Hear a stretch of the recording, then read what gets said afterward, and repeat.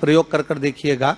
अभी तो नवरात्रि चल रही है, नवरात्रे में जब 5वां दिन नवरात्रे का रहे, चैत्री नवरात्रे का 5वां दिन रहे, और मान लो कि आपके घर में किसी बच्चे की, लड़के की या लड़की का या मंगल विवाह नहीं हो रहा हो या शादी नहीं हो रही हो, या उस लड़के लड़की के लिए बहुत प्रयास कर लिया आपने और उसकी शादी हो ही नहीं रही, अथक प्रयास आपने कर लिया और उसका मंगल विवाह नहीं हो रहा, तो ये देवी भागवत में स्पष्ट कहा गया है, देवी भागवत में वर्णन किया गया है, देवी भागवत में वर्णित किया गया। और देवी भागवत में कहा गया कि आम का जो पत्ते होते हैं, आम का जो पत्ता होता है, आम का जो पल्लव होता है, उस आम के पत्ते पर हल्दी और सिंदूर, इन दोनों से स्वस्तिक का निर्माण किया जाए। देवी भागवत का संवाद है, बहुत ध्यान देना महाराज। जिन कन्याओं का विवाह ना हो पंचमी के दिन, नवरात्रे की कोई सी भी पंचमी, मतलब जो पंचमी तिथि पड़ेगी, कोई भी नवरात्रा हो, चाहे वो 4 नवरात्रे में से, चाहे वो पौष का हो, अश्विन का हो, चैत्र का हो, आषाढ़ का हो, किसी भी नवरात्रे में आप कर सकते हैं। एक पान के पत्ते पर, एक ही पत्ते पर जो 2 स्वस्तिक बनेंगे, एक हल्दी का बनेगा, एक सिंदूर का बनेगा। बस अंतर इतना है, जो हल्दी का स्वस्तिक है उस पर कंकु के चावल अर्थात रौली के चावल, रौली कुंकू के चावल रखना है, और जो सिंदूर का है उस पे हल्दी के चावल रखना। इतना रखकर जिस लड़का लड़की का विवाह नहीं होता उसकी हथेली पर रखकर उसका नाम और गोत्र बोलकर महाराज उसको ले जाकर नीम के पेड़ के नीचे उसको रख दिया जाता है। मात्र 3.5 या 4 महीने ऐसे रहते हैं जिसके अंदर उस लड़का लड़की का विवाह पक्का हो जाता है। जिसका विवाह नहीं होता केवल उसी के लिए। पंचमी कौन सी तिथि? पंचमी, चाहे वो शुक्ल पक्ष की हो, चाहे वो कृष्ण पक्ष की। शिव महापुराण की कथा कहती है, आपको सुख अनुभव हो जाएगा। कार्य सिद्ध। जिंदगी में कभी संपदा कम नहीं हो सकती, संपदा बढ़ती चली जाती है। संपदा घट नहीं सकती, बढ़ेगी पर घटेगी, कष्ट नहीं आ सकता, रोग बीमारी तकलीफ नहीं आ सकती। आपके लिए तो लाभदायक है, समझ लो ये कथा। शास्त्र कहता है कि जिसके घर में संपदा की कमी हो, पैसा आ ही नहीं रहा हो, सब पर उलझ गया हो, बहुत टेंशन चल रहा हो, पंचमी तिथि के दिन गन्ने का रस, गन्ने का रस जानते हो, ईख का रस, गन्ने का रस तुलसी जी के क्यारे में हाथ में लेकर 7 बार अपना नाम और गोत्र बोलकर छोड़ दो, जिंदगी में 3 साल में तो करोड़पति बनकर बैठ जाओगे, कभी लक्ष्मी की कमी नहीं आ सकती। तैयारी में बैठे रहोगे कि फिर पंचमी तिथि आए। हमारे यहाँ सांपों की पूजन कौन से दिन होती है, कौन सी तिथि में करते हैं? जम के बोलो जरा। नाग पंचमी। नाग पंचमी का मतलब क्या है? सांपों की पूजन करो।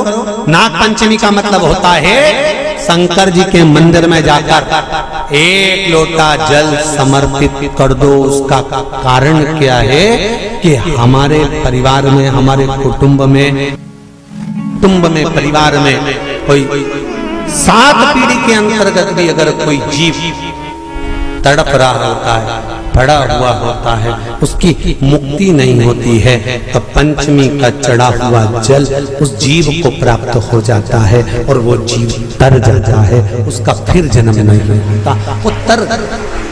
संपदा के लिए, संपदा के लिए अर्थात जिसका व्यापार नहीं चलता, जिसके घर में पैसा नहीं आता, या नौकरी नहीं लग रही, या सर्विस नहीं लग रही, आप अप्लाई कर रहे हो, जगह जगह जाकर इंटरव्यू भी दे रहे हो और पैसा नहीं आता, तो उसके लिए भी प्रयास किया जाता है। पर उसके लिए यहाँ पर जो धन के लिए करते हैं, उसके लिए विष्णुपदी के लिए करते हैं। मतलब जैसे गंगा के जल में तुलसी के 11 पत्ते डाले जाते हैं, और उसको किसी भी नारायण के मंदिर में, राम कृष्ण शिव, शंकर नहीं, राम कृष्ण भगवान विष्णु, दत्त आदि जितने नारायण के मंदिर हैं, उस मंदिर में किसी भी पात्र में, एक छोटे से पात्र में उसको भरकर रखी जाते हैं महाराज। उससे भी जॉब, सर्विस, नौकरी में सफलता प्राप्त हो जाती है। परंतु वो भी एकादशी को ही होता है। कुछ देर तक पात्र को रखा जाता है, फिर वही पात्र का जल किसी भी वृक्ष के नीचे डाल दिया जाता है, उससे भी नौकरी के लिए फायदा मिलता है। गंगा का जल को एकादशी और द्वादशी इन 3 तिथियों पर एक रोटी में थोड़ा सा मीठा रखकर सोमक पितृ का नाम लेकर यदि गाय को खिला दिया जाता है,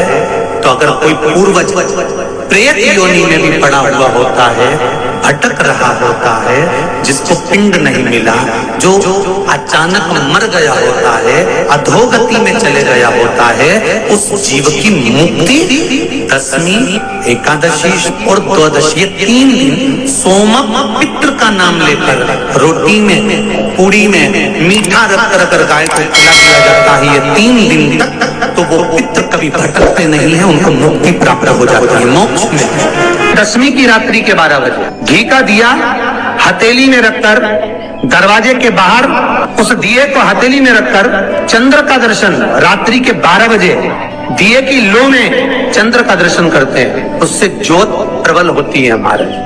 या तो होगा वो नौमी की रात्रि 12 बजे या दशमी की रात्रि की 12 बजे चंद्र का दर्शन, दीप घी का हाथ में जलाकर, नाम गोत्र अपना बोलकर, नरसिंह भगवान का स्मरण कर कर, ज्योति में चंद्र का स्मरण कर कर दर्शन किया जाता है। नेत्र कमजोर हो तो 3 या 4 दिन में ज्योतियों का क्रम बढ़ना प्रारंभ होता है। वैसे तो 15 दिन का लिखा है, पर शिव महापुराण कहती है 3-4 दिन का क्रम बहुत होता है, बढ़ता जाता है। केवल दशमी, चाहे उजाला की हो चाहे अंधेरे की। कौन से महादेव का नाम लेना है? श्रम्भेश्वर महादेव। जब कोई व्यक्ति चिड़चिड़ करता है, क्रोध करता है, गुस्सा करता है, तो महाराज शंकर भगवान का श्रम्भेश्वर महादेव का नाम लेकर 31 बेलपत्र, जिस व्यक्ति को क्रोध आता है उस व्यक्ति का स्मरण कर कर आखा चावल मतलब सेगे चावल के साथ एक बेलपत्र, 31 बेलपत्र कर कर शिव जी के शिवलिंग पर समर्पित करी जाती है, मात्र दशमी की तिथि के लिए। केवल दशमी, चाहे उजाला की हो चाहे अंधेरे की। कौन से महादेव का नाम लेना है? श्रम्भेश्वर महादेव, शिव जी का एक। छोटे छोटे बच्चे रहते हैं, कुछ कुछ बच्चों को माता जबरदस्ती के भोजन कराती है, खिलाती है, ठोकती मारती खिलाती है।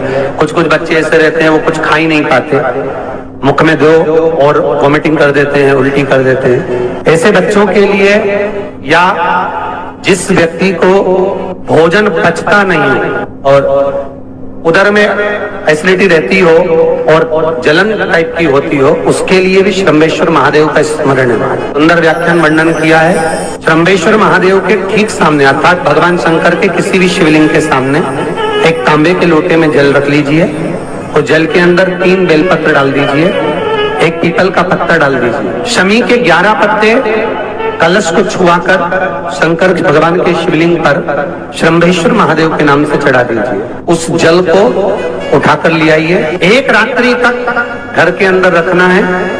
उस जल को श्रम्भेश्वर महादेव का नाम लेकर जिस व्यक्ति को एसिडिटी होती हो या उदर खराब रहता हो या भोजन नहीं पचता हो या पेट से जुड़ी हुई प्रॉब्लम हो या बच्चों को भोजन कराते हैं और वो वोमिटिंग कर देते हो, ऐसे बच्चे को या भोजन नहीं भा रहा हो ऐसे व्यक्ति को उस जल को सवेरे दोपहर शाम 3 बार श्रम्भेश्वर महादेव का नाम लेकर आचमन कराना प्रारंभ कर दो, पिलाना चालू कर दीजिए। 3 या 4 दिन पिलाओगे, अपने आप उदर में भी आनंद रहेगा, बच्चा भोजन करना भी प्रारंभ कर देगा। श्रम्भेश्वर जिसको साइटिका की बीमारी होती है या स्लिप डिस्क की बीमारी होती है या कमर की रीढ़ की हड्डी कहीं बांकी टेढ़ी होने लगती है या नसें चोक होने लगी हों, काम ना कर रही हों, तो उसके लिए कुंदकेश्वर महादेव पर आप कोई भी सफेद कलर के पुष्प भगवान शंकर के मंदिर में कुंदकेश्वर के नाम से 31 फूल समर्पित करना है। आप 31 पुष्प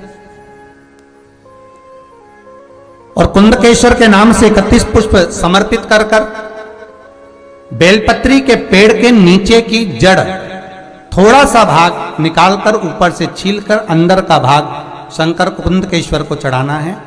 उस जड़ को लाकर उसको पीसना है और पीस कर सुबह के समय पर 3 बार उसका कुंदकेश्वर का नाम लेकर सेवन करना है।